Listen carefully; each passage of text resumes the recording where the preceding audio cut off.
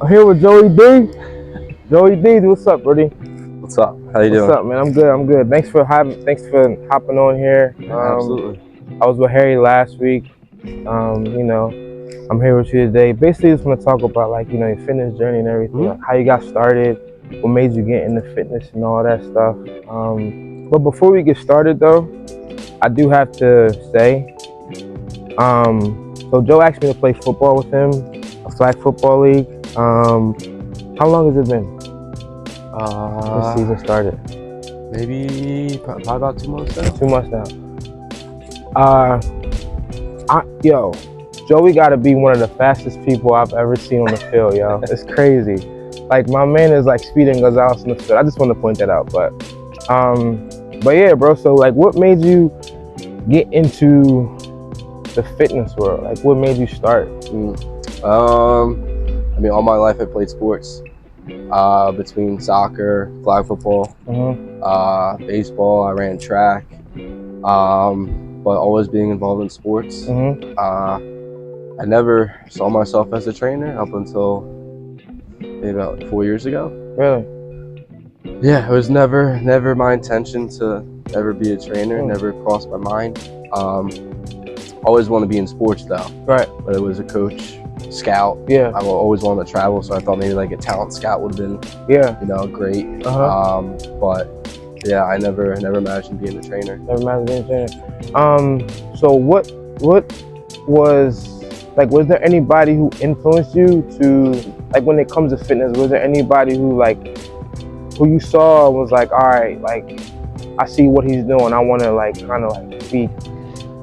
walk after that? My grandfather. Really? Yeah, so my grandfather is, I think, 86, 87, wow, 86. God bless him. They moved, my grandparents moved down to Florida like 15, 20 years ago. But he plays softball every single day. Really? Every single day. He's the oldest guy in his league, but he's one of the better players. For real? He kicks ass all the time. It's unbelievable. Like, he swings for the fences. Still 86. And he's ripping it.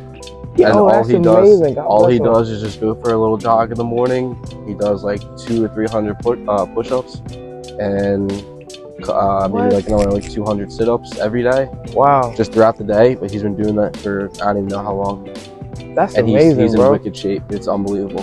That's insane. Just being that old and being that active and physically fit at his age is, I can't even comprehend. I ain't gonna lie, man. That's different, because it's a lot of guys our age that aren't even that active, bro. Yeah. You know what I'm saying? Like, it's a lot of guys, like, the fact that he's 86 and he's balling like that, he's putting a lot of young boys to shame, yo. He is. To be honest with you.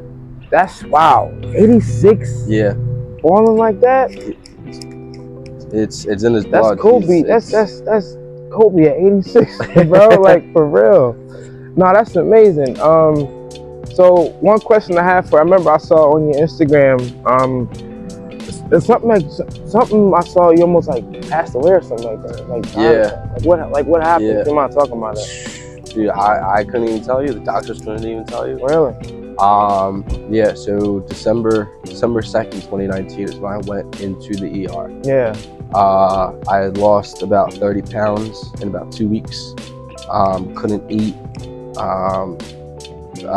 Everything under the sun just was wrong with me. By the time, it was actually my mom who brought me to the hospital. Yeah. So she was the one who pretty much saved me. Wow, bro. But yeah, so as I was entering the hospital, I was already in respiratory failure. What? Yeah, and then they were checking everything else. They said that I was showing signs of the beginning stages of organ failure. They said that my mom didn't bring me in by the time that she did. They said I wouldn't be here the next day. Sheesh. So yeah, so my mom definitely saved my life. Wow. But yeah, I was on a breathing machine for about a week. I was in the hospital for 11 days. I was a shell of myself. Wow. Doctors told me I wasn't going to be able to play sports again because of the damage to my lungs. Jeez, they never even thought I'd even be physically active for the most part. So I just remember like breaking down multiple times, looking at myself in the mirror and just being like, I don't even know like who this guy is. Look back at me. And that image is like scarred in my head. So I remember a couple weeks after I was officially cleared, I was scrolling through Instagram one day and I saw this open tryout for a semi-pro soccer team. But I just missed it because I had just been cleared. So obviously I wasn't gonna be able to do anything. So I marked in my calendar for the next year that I would go out for the team. Let's go. Train my ass off for the next year. Made the team. That's lit. Played for a little bit. And then after that is when I really started to see changes in my body, you know, from the recovery process, trying to work out, gain my weight back. And then my mom was also the one who put the idea in my head about becoming a trainer. So that's kind of how everything started. I ain't gonna lie to you, bro. I would have never.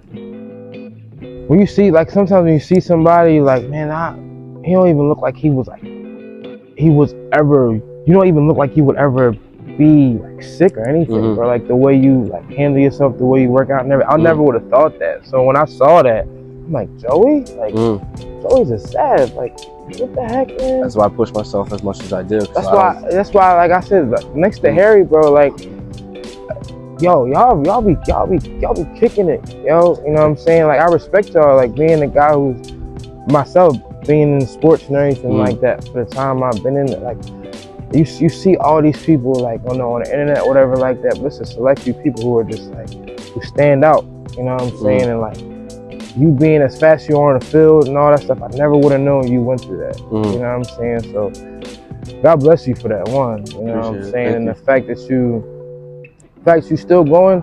And you know, the fact that you still going, and the fact that you have more to do just shows how much of an impact you can have on people.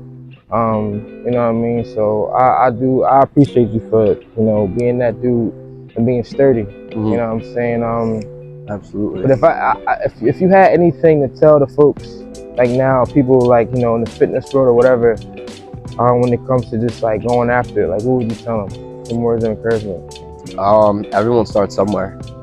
I never lifted a weight.